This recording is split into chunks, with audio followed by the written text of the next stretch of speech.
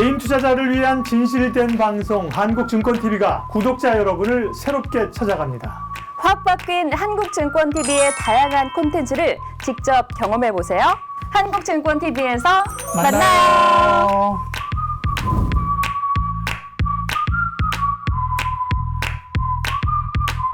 화장품. LG생활건강 좀 어떻게 좀 해줘요. 지금 우리 패밀리들이 고생하고 계세요. 지금 아무래도 우리가 화장품 업종이 좀 상당히 좀 약세잖아요. 예, 약세인데, 이제 소비 관련해서 주목을 해야 될 때가 되지 않았나. 오늘 좀 차트 한번 보면요. 이 아모레퍼시픽이 주가가 오늘 전일 대비해서 무려 5.2%나 상승을 해줬고요. 최근에 저점을 좀 다지면서 다시 흐름이 좀 나아주는 그동안 그런 하락한 거에 모습이 비하면 보였습니다. 뭐 아직 네. 멀었죠. 그렇죠. 네. 이 움직임은 간파해죠. 지난번에 우리 염정 팀장께서 네. 말씀하셨던 클리오, 그죠? 색조 화장품이잖아요. 이런 것도 지금 최근에 주가 흐름이 나아지고 있다는 거. 우리가 계속 그 NFT라든가 이런 데 신경 쓸 때 이런 것들도 서서히 올라온다는 거. 예, 좀 생각을 해 주셔야 되고요. 그리고 LG생활건강 같은 경우에도 주가가 좀 급락이 나와서 다소 좀 불편한 상황이 연출되고 있긴 한데요. 좀 과하게 좀 빠진 부분이 있어요. 근데 지금 LG생활건강이 최근에 좀 많이 빠졌기 때문에 좀 관전만 하자. 어차피 그 화장품 섹터는 관전 정도로만 보셔야 돼요. 추가로 좀 사는 건 좀 부담스럽다 이렇게 말씀드리겠습니다. 그럼에도 불구하고 봐야 되는 것은 지금 그 상당히 좀 많이 빠졌다라는 거죠. 예, 그래서 지금 뭐 아모레퍼시픽이 이제 부진한 실적을 발표를 했지만은 추후에 이제 반등 가능성에 대해서 생각을 하고 있는 것 같아요. 그래서 주가는 이제 상승을 하고 화장품 업종의 전반에 상승세를 지금 시현하고 있는 그런 같은 경우에 좀 주목이 좀 되는 그런 상황입니다. 특히 이제 아모레퍼시픽 관련해서 높은 마진의 온라인 채널이 중요하죠.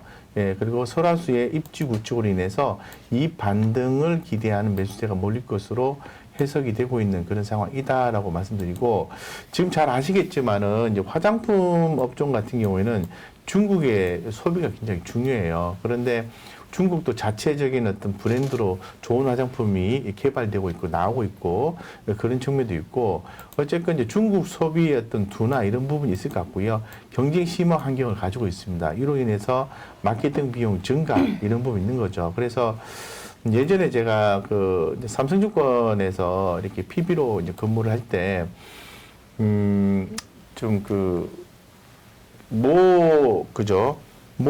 외부 장소에서 그 전 PB들을 강남에서 근무하는 PB들을 다 모아서 외부 장소, 전 장소, 모 PD, 뭐 좀.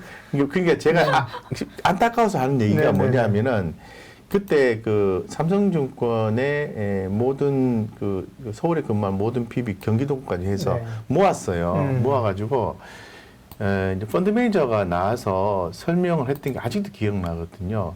그때가 뭐였냐면은 이제 화장품 섹터에 대해서 엄청나게 갈 수 있다라고 막 여자분인데 엄청나게 갔잖아요. 옛날에 화장품 아니요, 그때가 말고요? 엄청나게 고점일 때를 얘기한 거예요. 그러니까 제가 이 PB들을 대상으로 해서 마케팅을 했다라는 게 굉장히 저는 그 이후도 계속 마음속에 마음이 좀 남더라고요. 그러니까 그런 것처럼 이 자산이라는 게 이렇게 좀 그동안에 좀 이 화장품 섹터 이런 부분들은 기대감이 중국 베이스로 많이 컸잖아요. 근데 이제는 위드 코로나 관련해서 다소 좀 올라오는 부분이 있긴 하지만 관심을 가져야 되는 거긴 하지만은 조금 더 제한된 범위 안에서 제한된 어떤 뭐라 하죠? 그 아이템이랄까요? 상품에 이제 관심을 가져야 된다는 거죠.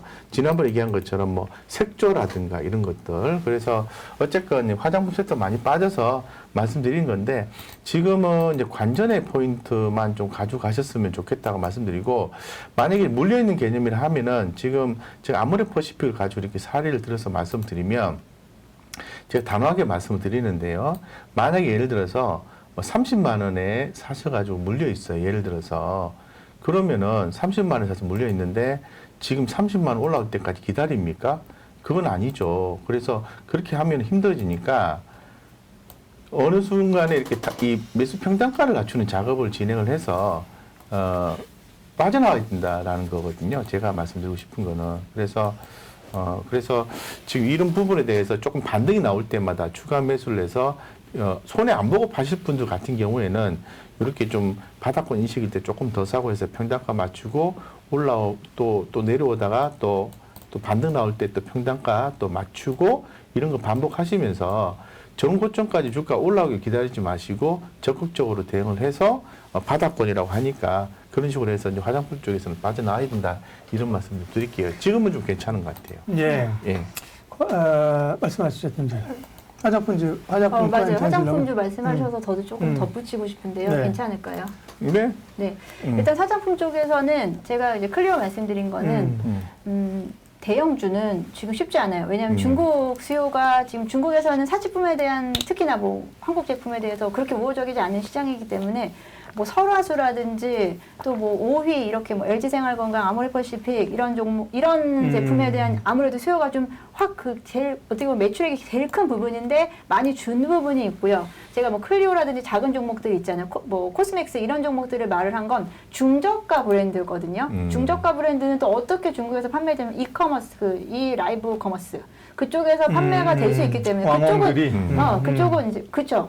그래서 그쪽은 매출에 그렇게 타격이 크지 않지만 비싼 화장품들은 좀 타격이 있다. 여기에다가 덧붙여서 이야기할 게 오늘 호텔 신라가 7% 급락을 했는데 네. 호텔 신라가 급락한 이유가 뭐냐면 하향 리포트가 오늘 다 나왔는데 면세점에 대한 영업이익에 대한 기대치가 하회한 거거든요.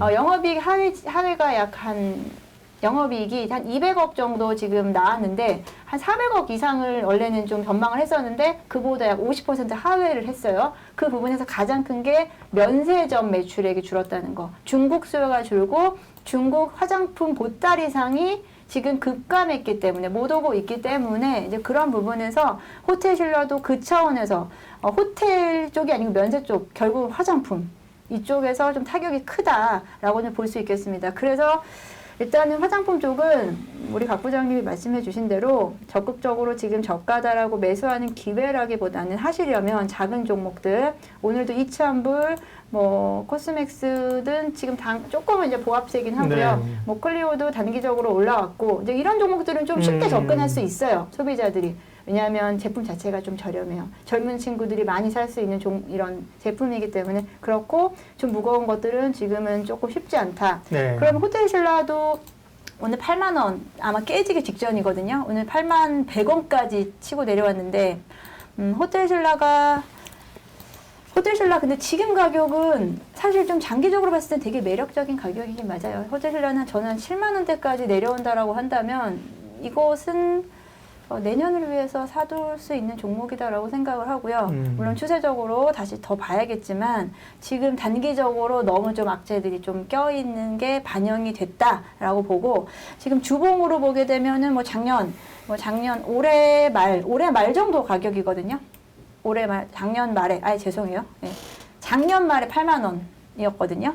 그러면 지금 위드 코로나 효과 기대가 아무것도 없이 지금 다 빠진 거예요. 오늘 급락분까지 해서 그러면 여기서 이 지금 시장 분위기에서 이제 하향 리포트 줄줄이 나왔기 때문에 그런 부분이 조금 더 반영된다라고 한다면 오히려 조금 저가 매수 찬스로 한 7만 원대, 7만 원대도 한번 들여다보시면 어떨까라고 역발상으로 좀 말씀을 드렸습니다.